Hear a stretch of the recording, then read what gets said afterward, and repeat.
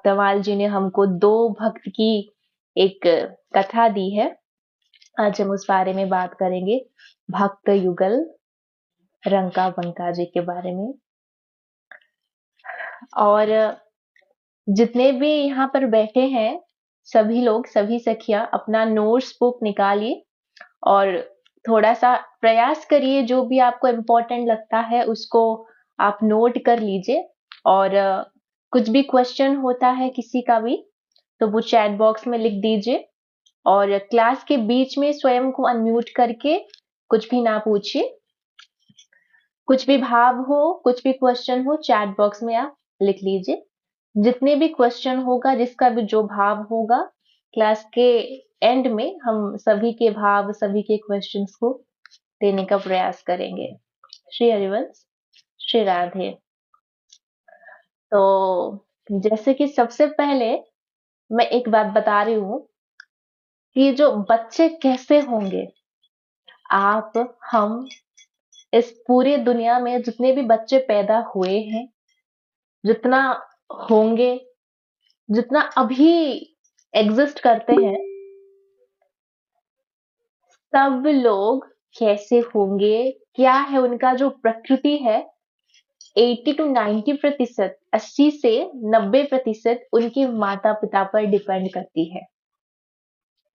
अगर लोग ये बोल देंगे तो उसका माता पिता बहुत अच्छा है और बच्चा बदमाश हो गया, या फिर उसके जो माता पिता हैं बहुत बदमाश हैं, बच्चा अच्छा हो गया, ये जो थोड़ा बहुत फर्क आ जाता है ना, वो उस समय की बात है। वो जो पीरियड होता है 9 + 3 = 12 मंथ का, माता पिता एंड स्पेशली माता जो 12 महीने में जो करते हैं वैसे ही बन जाते हैं उनके बच्चे। तो आज हम रंका बांका के बारे में जो बात कर रहे हैं, उनका जो जीवन है आरंभ हो चुका था उनके माता पिता से। तो भगवान के भक्त जो होते हैं वो तो ऐसे ही नहीं टपक पड़ते हैं, बहुत मेहनत लगती है, भगवान की बहुत भजन साधन करनी पड़ती है। और जब भगवान बहुत ज्यादा प्रसन्न होते हैं ना किसी भी भक्त पर, तब वो अपने निज किसी पार्षद को धरा पृष्ठ में भेज देते हैं, भक्तावतार के रूप में। किस अवतार के रूप में? भक्तावतार के रूप में। जैसे द्रौपदी जी के वस्त्र को बचाने के लिए, उनकी लज्जा निवारण के लिए भगवान ने वस्त्रावतार लिया था। वो वस्त्र नहीं था, वो वस्त्रावतार था। उसी प्रकार भगवान पूरे दुनिया में भक्ति का प्रचार करने के लिए, उदाहरण प्रस्तुत करने के लिए भक्तावतार करते हैं। तो ऐसे ही 2 भक्त रहे, रंका और बंका। उनका जीवन आरंभ होने से पहले हम थोड़ा सा उनके माता पिता पर बात कर लेते हैं। रंका जी जो पुरुष है और बांका जो है वो स्त्री। रंका जी के पिता माता जो थे वो भगवान श्री कृष्ण के, भगवान श्री राम के। एंड बात जो हम कर रहे हैं महाराष्ट्र की बात कर रहे हैं, विठल जी उनके बहुत बड़े भक्त रहे। वैष्णव सेवा, भगवान का पूजा अर्चन, माला करना, नित्य नियमित रूप से सेवा करना, और स्पेशली सभी पशु पक्षियों में भगवान का दर्शन करके सबको कुछ खिलाना, ये सारी चीज नियम के हिसाब से उनके माता पिता करते थे। और रांका जी के जो पिता थे वो अपने गुरु के आज्ञा से रोज चिड़ियाओं को दाना डालते थे। रांका जी के पिताजी, उनके गुरु ने ये आज्ञा दिया था कि हर जीव जंतु में भगवान निवास करते हैं, तो तुम रोज चिड़ियाओं को दाना देना, उनको भगवान समझ के। तो उनका रोज का नियम था, वो रोज ही करते थे। करते करते करते करते एक बार उनके मन में ख्याल आया कि अभी तक भगवान क्यों नहीं आए। गुरुजी ने तो बोला था कि मैं बहुत समय तक अगर ये करूंगा तो भगवान आएंगे। उनके मन में बस ख्याल आया, उन्होंने किसी से कुछ नहीं बोला।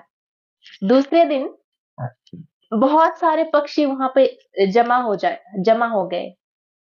अपने आप को म्यूट कर दीजिए, जिनका भी अनम्यूट हो रहा है। हम्म, तो जमा होने के बाद उनका उत्साह और बढ़ गया। उनके मन में एक आश आ गई कि शायद बहुत सारे पक्षियों के आने के बाद भगवान किसी भी रूप में आ सकते हैं। ऐसा होता गया, रोज बहुत सारी पक्षियां, हंस, बहुत बड़े बड़े पक्षियां आकर वहां से खाने लगे। अपने आप को म्यूट कर दीजिए, जिनका भी अनम्यूट हो रहा है अपने आप को कर दीजिए। प्रियंका सखी, अपने आप को म्यूट कर दीजिए। जो भी एडमिन है थोड़ा कृपया ध्यान दीजिए, जिनका अनम्यूट हो रहा है वो अपने आप को म्यूट कर दे, नहीं तो क्लास में डिस्टरबेंस हो रहा है। हम्म, ओके। शेयर। ओके। तो उस वक्त क्या हुआ था, हंसों के साथ जो भगवान के जो पार्षद रहे, हंसराज, वो भी आकर खाने लगे, दाना खाने लगे। और उनको देखकर तो राका जी के पिताजी आश्चर्य हो गए कि साधारण हंस तो ऐसा नहीं दिखता, इतना विशाल, इतना दिव्य, ऐसा तो नहीं दिखता। तो ये जो हंस रहे, ये कौन है? ये जरूर भगवान के कोई दूत होंगे। तो वो जाकर हंसराज से पूछते हैं कि हे महात्मा, आप कौन हैं? तो वो अपना परिचय देते हैं कि वो भगवान के पार्षद हैं, हंसराज हैं, भगवान के धाम से आए हैं। तो उस वक्त वो हंसराज जी से निवेदन करते हैं कि आप भगवान के धाम से आए हैं, मेरी एक निवेदन पहुंचा दीजिए उन तक। बस इतना बोल दीजिए कि इतना समय हो गया, अभी जीवन खत्म होने को आ चुका है, कब भगवान के दर्शन होंगे, कब उनके मुखमंडल की, कब उनकी चरण कमल की कृपा प्राप्त होगी। ये बात सुनकर हंसराज ने बोला, अवश्य, मैं प्रार्थना करता हूँ जब भी मुझे भगवान दिखेंगे, जब मैं उनके धाम पे जाऊंगा, आपका ये संदेश उन तक अवश्य पहुंचा दूंगा। और ऐसा ही हुआ। हंसराज गए और भगवान के पास, श्री हरि विष्णु के पास उनका संदेश पहुंचा दिए। और भगवान सच में तो नहीं, स्वप्न में आकर रांका जी के पिताजी से वार्तालाप किया।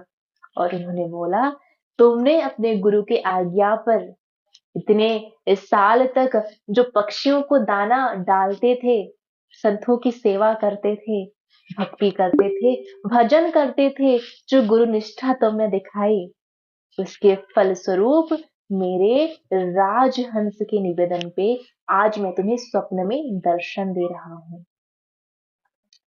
ऐसा कहकर उन्होंने राका जी के पिताजी को दर्शन दिया। और भगवान ने एक और वाक्य भी बोला, बहुत ही जल्दी मैं तुम्हारे घर में एक अत्यंत अत्यंत भक्तिमत, एक बहुत ही उच्च स्थिति का वैष्णव भक्त तुम्हारे गोद में दे दूंगा। ये मेरा आशीर्वाद है। ऐसा कहकर भगवान अंतर ध्यान हो गए। और बहुत ही जल्दी उनके उनके पत्नी गर्भवती हुई और उस वक्त जन्म हुआ रांका जी का। उनका नाम पहले रांका नहीं था। वो बहुत दीन थे, मतलब संपत्ति से भी और स्वभाव से भी। तो उनका जो नाम पड़ गया, लोक कथा के अनुसार उनका जो नाम पड़ गया, रांका बन गया। ये तो रही रांका जी के जन्म की कथा। अब आ जाते हैं बांका। बांका जो रही वो स्त्री थी, रांका जी के साथ उनका विवाह हुआ। इसको हम प्रेम विवाह तो नहीं कह सकते हैं, परंतु उनके जो माता पिता थे, रांका जी और बांका जी, उनके जो माता पिता थे, वो आपस में बहुत अच्छे मित्र थे, बहुत घनिष्ठ मित्र थे। तो समय आने पर दोनों दोनों ही वैष्णव थे, दोनों परिवार बहुत अच्छे वैष्णव थे। और समय आने पर दोनों ने ये निर्णय किया कि इन दोनों का विवाह कर दिया जाए, क्योंकि हम दोनों के बच्चे ही वैष्णव हैं। और हम दोनों का परिवार ही वैष्णव परिवार है। ये दोनों एक साथ रहेंगे तो फिर आगे जाके भगवान को प्राप्ति कर सकते हैं, भगवान की सेवा कर सकते हैं, एक दूसरे के साथ परिपूरक होके रह सकते हैं। देखिए, ये बहुत जरूरी है। अगर आप भक्ति करते हैं, भगवान को विश्वास करते हैं, तो आपका जो जीवन साथी है, ऐसा नहीं कि अगर आपकी स्थिति 100% है, उसका भी 100% हो जाए, 90% हो जाए, ऐसा भी कुछ नहीं। बट इतना होना चाहिए कि वो भक्ति को समझ सके, भगवान को विश्वास कर सके। अगर आप बैठ के माला कर रहे हो ना, उसको अच्छा लगे, वो शायद खुद माला में इतना ज्यादा इंटरेस्टेड ना हो, बट उसको थोड़ा अच्छा लगे। भगवान की बात अगर आप कर रहे हो ना, वो बोर ना हो जाए। ऐसा नहीं कि अगर आप कथा लगाकर बैठ गए हो तो वो अपना डिस्को सॉन्ग लगाकर बैठ जाए। ऐसा अगर स्थिति आ गई तो फिर वो जीवन नर्क से बदतर नहीं होती, नर्क से बदतर नहीं होती। पति या पत्नी दोनों अगर भक्त रहें भगवान की कृपा से, श्री जी के बिना कृपा से तो ये होती नहीं कि पति पत्नी दोनों ही भक्त रहें और दोनों मिलकर भगवान की भजन करे, साधन करे, भगवान की आज्ञा जो कि शास्त्रों में बताया गया है उसको पालन करे नियम से। ये तो होती नहीं उनके इच्छा के बिना, परंतु फिर अगर मिल जाए ना तो वो जीवन धन्य हो जाती है। और वैसे ही एक दाम्पत्य, वैसे ही गृहस्थ आश्रम, गृहस्थ जीवन नहीं, गृहस्थ आश्रम के उदाहरण रहे रांका बांका। दोनों ही एक से बढ़कर एक भक्त रहे, जिनका उदाहरण इतना बेहतरीन रूप से दिया गया है, नामदेव जी से भी उच्च स्थान पर उनको बिठाया गया है। तो आज हम इन दोनों के बारे में बात कर रहे हैं। एक समय ऐसा आया, दोनों का विवाह हुआ, परंतु दोनों ही थे बहुत ही दीन। रांका तो उनको बुलाया जाता था, बांका इसीलिए बुलाया गया उनकी पत्नी को जब वो उनके साथ विवाह हुआ, क्योंकि इसके पास तो कुछ नहीं है, वो रंक है, पर उसके साथ उसकी पत्नी आ गई तो जिसका वो पूजा करता है, जिसका वो आराधना करता है, वो तो सीधा नहीं है। उसके साथ वो जो खड़ा हो गया, खड़ी जो होगी उसकी जो पत्नी है, वो बांका हो गई, मतलब टर्न हो गई। इसके लिए उसको, उसके पत्नी का भी असली नाम नहीं था, बांका नहीं था। रांका जी की वजह से उनकी पत्नी को भी बांका बुलाया गया, इसी वजह से भक्तमाल में रांका बांका करके बताया गया है। तो उन दोनों को रांका जी बांका जी करके उन सारे संतों ने, जो आसपास के उस शताब्दी के जो संत थे, सब लोग जानने लगे। उनका भजन होता था, सब लोग साथ साथ सेवा करते थे, पर थे दोनों बहुत ही दरिद्र। ऐसी स्थिति थी उन लोगों की, रांका बांका की, कि उनको भोजन तक सही से नहीं मिल पा रही थी।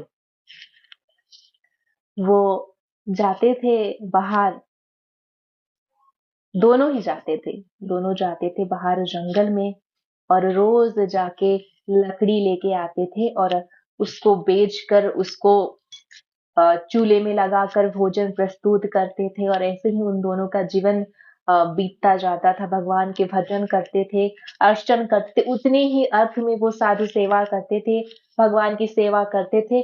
और जो भी उनके द्वार में आता था ना, उतने ही अर्थ में वो किसी को ना नहीं करते थे, इस सबकी सेवा करके सबको संतुष्ट करके भेजते थे।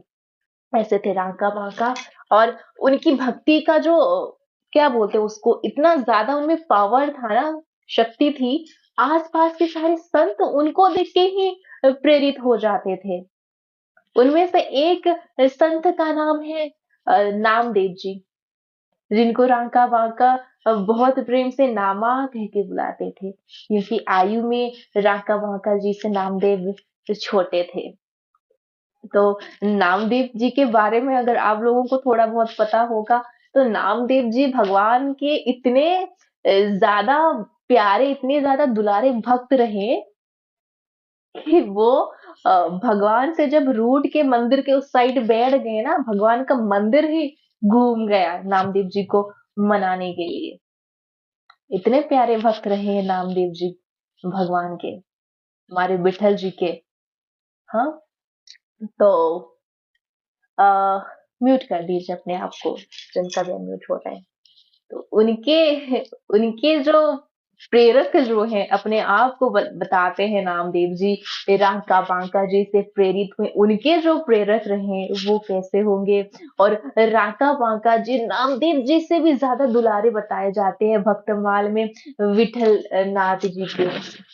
तो एक बार रोज बात करते हैं, वैसे नामदेव जी रोज विठल जी से बात करते थे, ऐसे बात करते जैसे उनके सखा हो, रोज बात करते थे।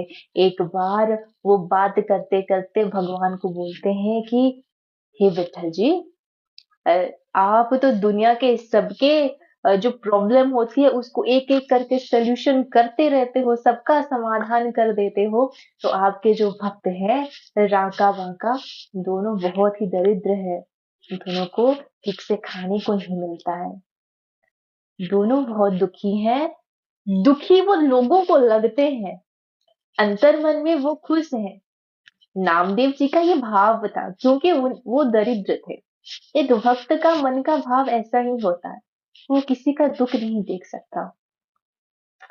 तो जब नामदेव जी ने ऐसी बात भगवान से की कि हाँ, इन दोनों को थोड़ा सा अर्थ दे दो, इन दोनों को कुछ सहायता करो, अपने लिए नामदेव जी ने नहीं मांगा। भक्त जो मांगता है भगवान को ना, कभी अपने लिए नहीं मांगता। भक्त की तो यही परिचय है ना, यही पहचान है, निस्वार्थ होता है भक्त, तब वो भक्त बनता है। जो अपने से ज्यादा दूसरों को ऊपर रखता है वो तो भक्त बन जाता है। क्योंकि भक्त जो है ना, हर किसी में, हर इंसान में, हर जानवर में, हर पशु पक्षी में भगवान का दर्शन कर लेता है। तो नामदेव जी ने भगवान से बोला कि पहले तो नॉर्मली बोला कि हाँ, आप उनका सहायता करिए, फिर भगवान ने टाल दिया तो वो झगड़े पे आ गए नामदेव जी। झगड़ा करने लगा, अरे तुम तो सबका दुख दूर करते हो, फिर तुम्हारे इतने प्रिय भक्त जो तुम्हारा दिन रात नाम लेते हैं, दिन रात सेवा करते हैं, उनका दुख तुम दूर नहीं कर सकते हो? कहा है कि भगवान कहलाते हो तुम। ऐसे ऐसे कह के भक्त डांट रहे हैं भगवान को। बलिहार जाइए ऐसे भक्त पर जो भगवान को डांटने की सामर्थ्य रखते हैं। हाँ, भगवान को डांट रहे हैं और भगवान बैठ के कांप रहे हैं, भक्त की डांट सुन रहे हैं वो।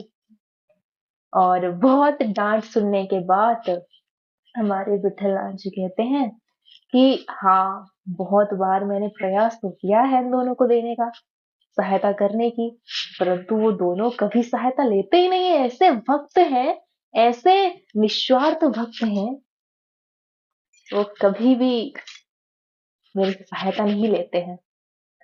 तो नामदेव जी ने तो जिद पकड़ लिया, क्यों नहीं लेंगे, अवश्य लेंगे, आपने प्रयास सही से नहीं किया होगा, आप प्रयास करके देखिए, मैं प्रतिनिधित्व करूंगा। तो एक बार ऐसा ही किया। भगवान तो भक्त की बात तो टालते नहीं, भक्त जो कह देते हैं भगवान के लिए वो आदेश ही हो जाती है। इसी वजह से तो बोला जाता है डायरेक्ट भगवान को नहीं, पहले भक्तों को पकड़ लीजिए। भक्त अगर आपसे प्रसन्न हो जाते हैं ना, भगवान को पाने की रास्ता अपने आप ही खुल जाती है। और इतिहास इसका गवाह है, शास्त्र इसके गवाह है। तो दोनों मिलकर, भगवान विठलनाथ और नामदेव जी दोनों मिलकर प्लानिंग करते हैं, अब क्या किया जाए। तो भगवान बहुत सारे एक सोने की ठेला वगैरह सब कुछ करके बांध देते हैं, और जिस रास्ते से राका बांका जा रहे थे उस रास्ते पे ही रख देते हैं। कुछ ऐसे फेंक फेंक कर रख देते हैं ताकि उनकी दृष्टि पड़े। ठेला भी रखते हैं और कुछ ऐसे ऐसे करके रख देते हैं। तो उस जब भगवान ये काम कर रहे थे उस वक्त नामदेव जी भगवान के साथ ही थे, दोनों ही मिलकर इस चीज को अंजाम देते हैं। और जब राका बांका उस रास्ते को क्रॉस करके जा रहे थे, उस वक्त तो पहले बांका जी की नजर नहीं पड़ी थी, पहले राका जी जो उनके पति थे उनकी नजर पड़ी। उन्होंने देखा आगे सोना है और फैला हुआ है। रांका जी आगे जा रहे थे, उनकी पत्नी बांका जी पीछे जा रही थी। इसी वजह से पहले दृष्टि रांका जी की पड़ गई। उन्होंने देखा कि अरे ये सोना पड़ा है, पता नहीं किसका होगा, वर्धन होगा, ठीक है कोई बात नहीं। पर उनके मन में एक ख्याल आया, मेरे लिए तो ठीक है, परंतु मेरे पीछे जो मेरी पत्नी आ रही है बांका, स्त्रियों का नॉर्मली ज्यादा मोह होता है ना आभूषण पर, होता है ना, ये शायद सभी माताएं बहनें मानेंगे जो भक्त नहीं होंगे। मैं इसके बाद भी एक बता रही हूँ, जो भक्त नहीं होंगे, जिनके ऊपर बहुत ज्यादा मटेरियलिटी छाई होगी, वो मानेंगे बहुत ज्यादा पहनना, बहुत सोना इधर उधर पहन लेना, ये करना मोह होता है। तो उनके दिमाग में भी ऐसा आया,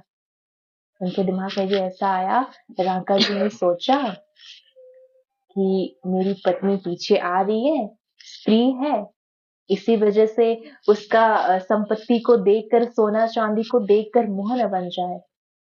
वैसे भी हमारा घर बहुत दरिद्र परिवार है, हमारे पास कुछ है नहीं जिससे हम खुशी से रह सकते हैं, अपने आप को खुश रख सकते हैं। वैसे तो उनके पास जो धन होना चाहिए वो धन है, हरिनाम का धन है, परंतु दरिद्रता की वजह से उसके मन में ये ख्याल ना आ जाए। इसी वजह से रांका जी आगे जाकर इस सोने को मिट्टी के नीचे डाल देते हैं, डाल रहे हैं। और पीछे से बांका जी ने देखा, उन्होंने पूछा ये आप क्या कर रहे हैं? तो रांका जी ने बोला कुछ नहीं, मैं कुछ डाल रहा हूं। तब तक बांका जी ने देख लिया था कि वो किस चीज के ऊपर मिट्टी डाल रहे थे। उस वक्त जब वो रांका जी हकलाने लगे, तो पति के मन के भाव को समझकर बांका जी ने बोला, अरे स्वामी, आप मिट्टी के ऊपर मिट्टी काहे को डाल रहे हैं? आप मिट्टी के ऊपर मिट्टी को काहे को डाल रहे हैं? बात को नोट करिए। रांका जी ने सोने को सोने की तरह देखा, और पत्नी के स्वभाव ऐसा ना हो कि वो ले जाए उस सोने को, इसलिए वो मिट्टी उसके ऊपर लाद रहे हैं। परंतु बांका जी के नजरों में तो सोना भी मिट्टी ही है, सोना भी मिट्टी ही है। और वो अपने पति को बोलते हैं कि मिट्टी के ऊपर मिट्टी क्यों डाल रहे हैं? नॉर्मली देखा होगा आप सब लोगों ने, जो भक्त होते हैं ना, नॉर्मली, मैं सबकी बात नहीं कर रही हूँ क्योंकि हर किसी के मन की स्थिति को जाकर मैंने नहीं पढ़ा है, मैं अपनी भी बात बोलूं ना, तो 9 साल तक जब भी मैं भक्ति में आई, पहले की बात अलग है, मैंने अपने गले से सोना, ब्रेसलेट फ्रेसलेट सब निकाल दिया, ये बस कंठी माला पहन लिया। कुछ सोना नहीं है, कुछ सोना नहीं, मतलब सब है वो तिजोरी में रहे, कोई बात नहीं। आज भी मेरे गले में कंठी है, और ये मेरे लिए दुनिया की सारी संपत्ति से बड़ी संपत्ति है। सोना चांदी खो जाए कोई बात नहीं, कोई बात नहीं, पर कंठी अगर गिर जाए ना, तो ऐसा लगता है कि नहीं, अभी जीवन नहीं है, कंठी हमेशा पास रहता है। तो भक्तों की जो धरोहर होती है ना, वो उनकी कंठी होती है, उनके लिए वो सबसे बड़ी संपत्ति होती है। उनकी तुलसी जी होती है, जो कि भगवान की भक्ति देने में सामर्थ्य होती है। जो भी भक्त आपको दिखेंगे ना, हर कोई सोना चांदी कोई पहने ना पहने, कंठी को अपने गले में धारण कर लेते हैं, क्योंकि उनके लिए उससे बड़ा संपत्ति कुछ है नहीं। और छोड़ो, हमारे सिर तो कुछ है नहीं, बांका जी के सामने किसी की स्थिति कुछ है नहीं। हमको तो अभी भी सोना सोना ही दिखता है, हमको पता है विवाहित होने के कारण सगुन धारण करना पड़ता है, सोना कुछ कुछ धारण करना पड़ता है, किसी को भी सब कुछ धारण करना चाहिए, ऐसा नहीं कि नहीं धारण करना चाहिए। विवाहित हो या विवाहित ना हो, कुछ ना कुछ धारण करना चाहिए, परंतु सोने के प्रति आसक्त हो जाना, ये भक्त अपराध, बहुत बड़ा अपराध है।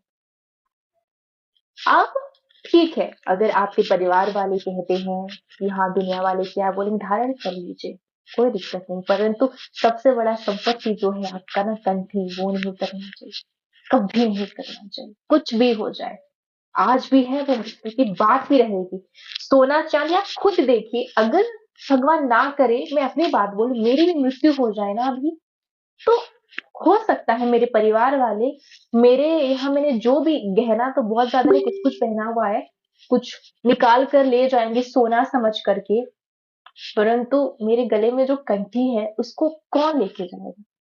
कोई नहीं लेके जाएगा, क्योंकि लोगों के लिए ये बस एक काठ की माला है, एक काठ की माला है। परंतु हम तो जानते हैं ना इसका क्या मूल्य है। ये तो मेरे गले से कोई लेकर नहीं जा सकता है।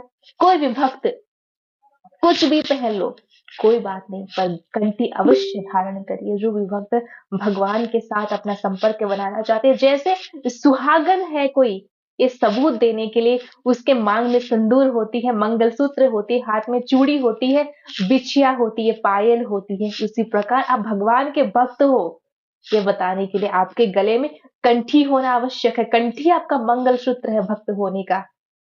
तो ऐसे ही थे हमारे बांका जी, अपने जीवन को इतने सरल बनाने वाले। उनके लिए कोई मतलब नहीं था सांसारिक विषय वस्तुओं का, सोने चांदी आभूषण किसी का भी कोई मोल नहीं था। उन्होंने इस सोने को मिट्टी के रूप से देख लिया और बोल दिया, मिट्टी के ऊपर मिट्टी क्यों डाल रहे हो? बस इतना ही सुन के उनके पति बांका, उनके पति रांका जी के सामने पूरे दुनिया अंधकार दिख गया। उनकी आंखों से अश्रु निकल रहे हैं। आज तो मुझे सोना सोना दिख रहा है। मेरी भक्ति को धिक्कार है, मेरी स्थिति को धिक्कार है। आज तो मुझे सोना सोना दिख रहा है, परंतु मेरी पत्नी, मेरी अर्धांगिनी की नजर में सोना भी मिट्टी है। उनका मन किया अपने पत्नी को दंडवत करने का, मन से वो अपने आप को धिक्कार कर रहे हैं और अपनी पत्नी को सराह रहे हैं। आप धन्य हैं, आप धन्य हैं देवी, जो इस जीवन में आपने भगवान को इतने अच्छे से समझ लिया, शास्त्रों को इतने अच्छे से समझ लिया कि आप समझ गए असली मिट्टी क्या होती है, असली सोना क्या होती है। सबसे बड़ी अमानत हमारे लिए कौन? अगर आप चाहें तो आप चैट में भी लिख सकते हैं, हमारे लिए, हम सभी वक्तों के लिए सबसे बड़ा अमानत क्या हो सकता है? आप चैट में लिखिए अगर आप चाहते हैं तो। और उसके बाद दोनों चले गए, सोना को ऐसे ही छोड़ दिया और दोनों पति पत्नी वहां से चले गए। तब भगवान जी नामदेव जी को बोल रहे हैं कि था, मैंने आज नहीं, ऐसे बहुत बार किया है, इसको, इन दोनों को बहुत सुविधाएं दी है, तो सुविधा ले लीजिए। परंतु ये दोनों ही सुविधा लेने के लिए तैयार ही नहीं, सहायता लेने के लिए वो तैयार ही नहीं। तो नामदेव जी ने बोला, ठीक है मैं मानता हूं, परंतु एक और प्रयास करते हैं। क्या प्रयास किया जाए? दोनों मिल गए, नेक्स्ट डे पे पूरे जंगल से लकड़ी छानबीन करके, दोनों परिश्रम कर रहे हैं, लकड़ी छानबीन करके वो जो गांठ लगा के हर जगह पे रख दे रहे हैं, भगवान और रामदेव जी दोनों। क्योंकि ये करने से थोड़ा बहुत उन दोनों की, राका जी और बाका जी की सहायता हो जाएगी। उनको और कष्ट करके लकड़ी लेना नहीं पड़ेगा और छाट कर वो करना नहीं पड़ेगा। ये सोच के दोनों ने ये निष्पत्ति लिया। तो ये तो उन्होंने छाट बीट करके रख दिया वहां पे। और वो दोनों, राका जी बांका जी जो हमारे भक्त रहे, वो दोनों उस जंगल पे आ गए। उस जंगल से जब आते हैं तो वहां पे लकड़ी उनको बना बनाया, मतलब क्या बोलते हैं उसको, पैक किया हुआ दिख रहा है। तो उन्होंने सोचा, दोनों ने सोचा कि शायद कोई होगा, कोई लकड़ी जिसका जरूरत होगा, यहाँ पे किसी ने लकड़ी को छाट कर रख दिया होगा, कोई नहीं, आगे चलते हैं।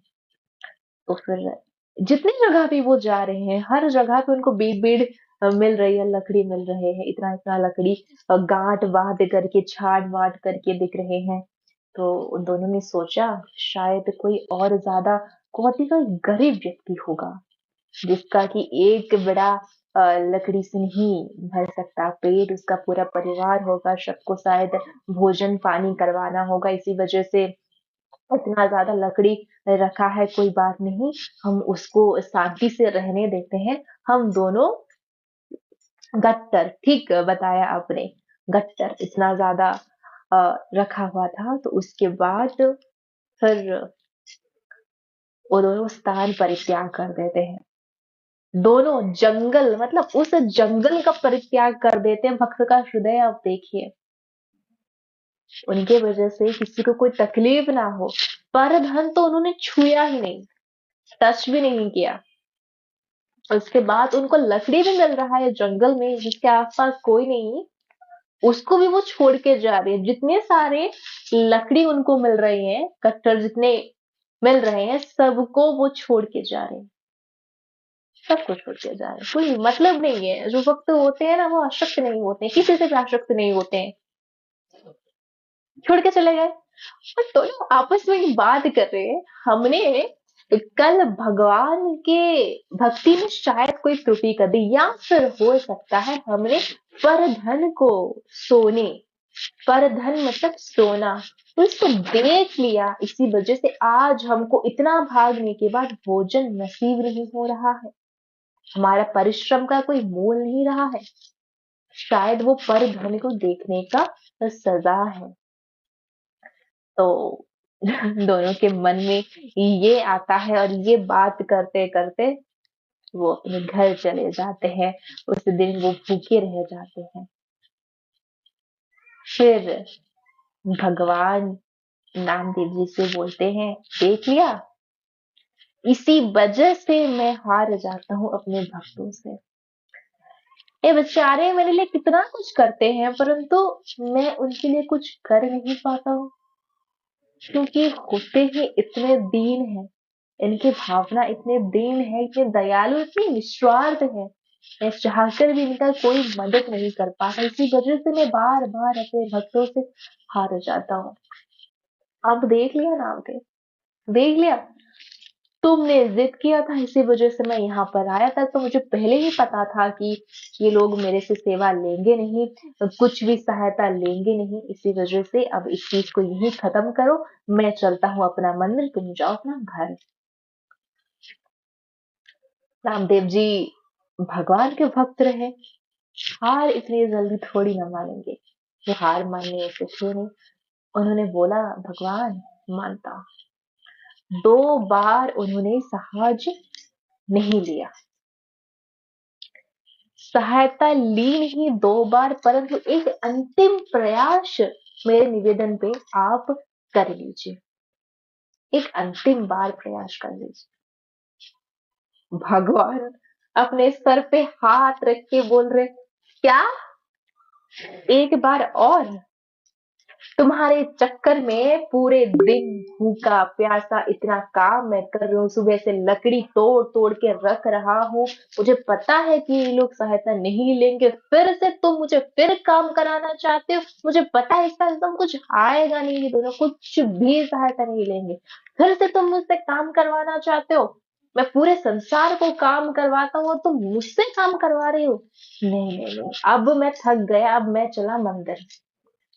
फिर नामदेव जी भगवान के सामने खड़े हो जाते, नहीं नहीं नहीं नहीं नहीं, अगर आप भक्त वत्सल हैं तो आपको भक्तों की कसम, भक्तों की सौगंध है, आपको एक और प्रयास तो करना पड़ेगा। फिर भगवान को जब भक्तों की सौगंध मिली नामदेव जी से, तो वो रुक गए। अब बताओ क्या चाहिए तुम्हें, क्या तुम्हारा प्लानिंग है, बताओ अपना आइडिया दो। इस वक्त नामदेव जी ने बोला, अब नहीं, अभी आपको स्वयं ही प्रकट होना पड़ेगा उन दोनों के सामने, ऐसे वैसे सहायता नहीं, क्योंकि उन दोनों की स्थिति इतनी उच्च तो हो चुकी है कि वो सांसारिक सहायता को नहीं प्राप्त करना चाहेंगे। अब स्वयं आप उनके सामने प्रकट हुई, आपके साथ मैं भी चलूंगा और आप स्वयं जाकर उनसे पूछिए कि तुम दोनों को क्या सहायता चाहिए, क्या वर चाहिए, क्या कुछ चाहिए, वो सब कुछ मैं तुमको दूंगा। तो भगवान ने बोला चलो ठीक है, एक अंतिम बार तुम्हारी इस बात को भी मान कर देख लेते हैं, फिर क्या होगा मुझे दोष मत देना, अगर तुमको डांट मिले तो मुझे कुछ मत कहना। तो भगवान विठलनाथ जी और प्यारे नामदेव जी दोनों चले रांका वांका जी के घर पे। दोनों गए और जाके दरवाजा खटखटाते हैं। दरवाजा खोला रांका जी ने, तब नामा, उनके प्यारे नामा, नामदेव जी को वो प्यार से नामा बुलाते थे, वो है। और जिनके दर्शन करने के लिए करोड़ों करोड़ों साल योगी मुनि तपस्या करते हैं, जिनका एक बार दर्शन हो जाए इसीलिए लोग कितने बार जन्म लेने के लिए तैयार होते हैं, वो उनके द्वार के सामने थे विठललाल जी। वो जो भावना, वो उस टाइम, वो जो मुहूर्त है ना, उसको एक्सप्लेन नहीं किया जा सकता कि वो स्थिति क्या होगी उस टाइम पे। आप सोचिए, आप सुबह सुबह दरवाजा खोल रहे हैं और आपके दरवाजे के सामने स्वयं श्री कृष्ण है। आप सोचिए, जब भगवान आपके द्वार के सामने आएंगे तो आपका क्या रिएक्शन होगा, आप क्या करोगे उस वक्त। क्या अपने आप को उस जगह पे, उस स्थिति पे एक बार रख कर देखिए, विचार करिए आंख बंद करके। आपके द्वार के सामने भगवान है, स्वयं श्री कृष्ण है, उस वक्त आप क्या करोगे। तो ऐसा ही समय आया था उनके सामने।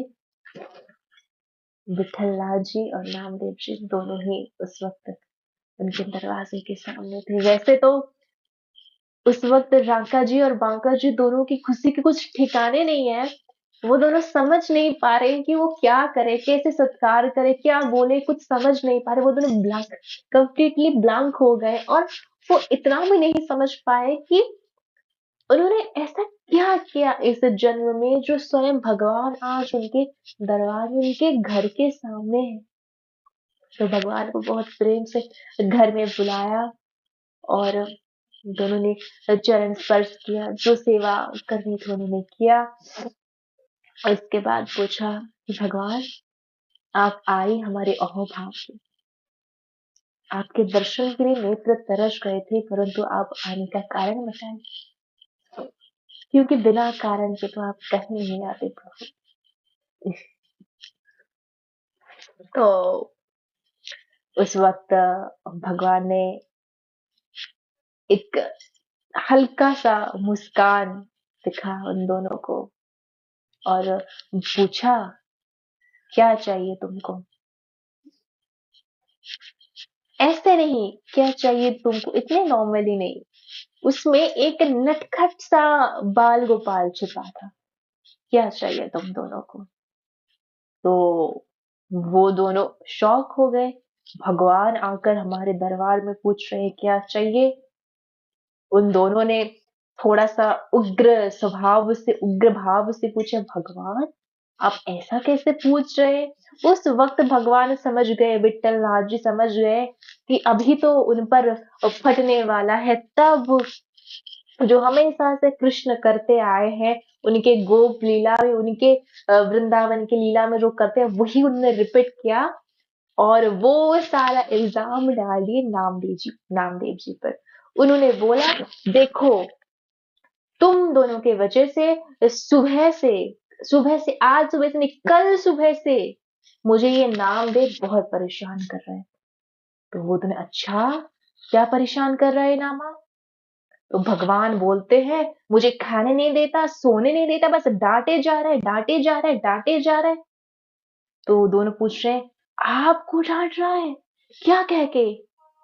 तो उस वक्त भगवान बोलते हैं ये बोलता है कि मैं तुम लोगों का मदद नहीं करता, मैं काहे का भगवान हूँ, मैं भक्त वर्षम ही हूँ। ऐसे ऐसे कह के मुझे बहुत डांटता है, 2 दिन से मुझे डांटे जा रहे हैं, मुझे कितना परिश्रम करवा दिया इस नामा ने। तो भगवान जैसे शिकायत कर रहे हैं अपने 2 भक्तों से।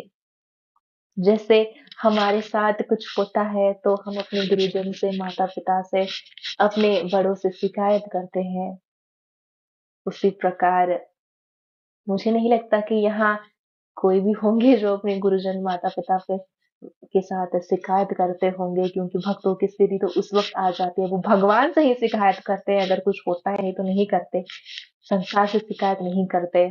आज भगवान भक्त से कंप्लेन कर रहे हैं, ऐसा ऐसा हुआ मेरे साथ, ऐसा ऐसा हुआ मेरे साथ कह के, जैसे वो यशोदा मैया से करते थे। उस वक्त राका बाका जैसे तो भगवान के पेरेंट्स बन के बैठे हैं। उस टाइम पे राका बाका देखते हैं नामदेव जी को बहुत कट्टर दृष्टि से। क्या तुमने हमारे प्रभु को इतना परेशान किया? तुमको इस संसारिक चीजों में इतना मोह? तुम तो कितने अच्छे भक्त हो, हमारे साथ तुम भजन करते हो, और तुमने हमारे प्रभु को इतना परेशान किया, 2 दिन से इनको परेशान कर रहे हो। अरे हमारे पास जो धन होना चाहिए, प्रभु नाम का धन, उनका आशीर्वाद, वो सब हमारे पास है, और इसी वजह से हम धनी हैं और हम खुश हैं, और तुमको भी खुश होना चाहिए। भक्तों का असली संपत्ति क्या है? भगवान का नाम, भगवान की सेवा। ऐसे ऐसे कह के बहुत ज्ञान देते हैं, नामदेव जी को ये वो शास्त्रों की बात करते हैं। तब भगवान के लाख बार बोलने से जो नामदेव जी नहीं सुने, वो 2 भक्तों की बाणी से चुप हो जाते हैं, सर झुका देते हैं। परंतु जब भक्त का मन रुक जाता है, सर झुक जाता है, उस वक्त भगवान भी अपना लीला दिखाते हैं। तब वो बहुत प्रेम से राका वाका से पूछते हैं, अब मेरी इच्छा है, अब मेरी इच्छा है, मुझे बताओ तुम दोनों को क्या चाहिए? बहुत परिश्रम कर लिया मैंने, तुमने नहीं।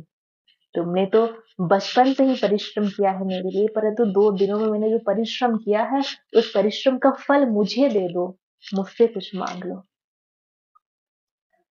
राका भाका बहुत दीन स्वर में बोलते हैं, बिना दिए आप जाओगे नहीं ना प्रभु? भगवान कहते हैं नहीं, नहीं जाऊंगा बिना दिए। तो वो कहते हैं, काका बांका जी कहते हैं, अगर आपको कुछ देना ही है, अपने वस्त्र का एक टुकड़ा दे दीजिए, जो किसी काम का ना हो। वो हमारे लिए पादुका है, उसको हम जीवन भर संभाल के रखेंगे, वो हमारे लिए आपके प्रसाद होगी। मांगा भी तो क्या मांग लिया भक्त ने, वो वस्त्र भी नहीं मांगा जो भगवान रोज पहनते हैं। ऐसा एक वस्त्र का टुकड़ा मांग लिया जो भगवान भी किसी काम के नहीं है, जिसको हृदय से लगाकर वो रख सके। आप सोच लीजिए, अगर भगवान सच में आकर उनके वस्त्र का एक टुकड़ा दे दे आपको, आप कितने भाव से और कहाँ उसको संभाल कर रखोगे? अपने आप को उनके स्थान पे इमेजिन करिए, आप सोचिए, और भगवान की उस स्थिति को थोड़ा सा अपने दिमाग में, दिल में लेकर आइए। तो भगवान ने अपना वस्त्र का एक टुकड़ा राका बांका को दिया। ऐसे थे हमारे 2 प्रसिद्ध भक्त राका बांका जी। थे तो वो दोनों छोटे और बड़े, पति जो उनके थे 4 साल, 3 साढ़े 3 साल बड़े थे बांका जी से। 104 साल तक वो जीवित रहे, 101 साल तक जीवित रही बांका जी। और वो दोनों, जन्म तो अलग अलग तारीख पे हुए थे, पर भगवत धाम जो प्रस्थान किए थे, एक समय पर दोनों ने इस देह को त्याग किया था और भगवान के पास प्रस्थान किए थे। तो ये थी आज की कथा भक्त राका बांका जी की।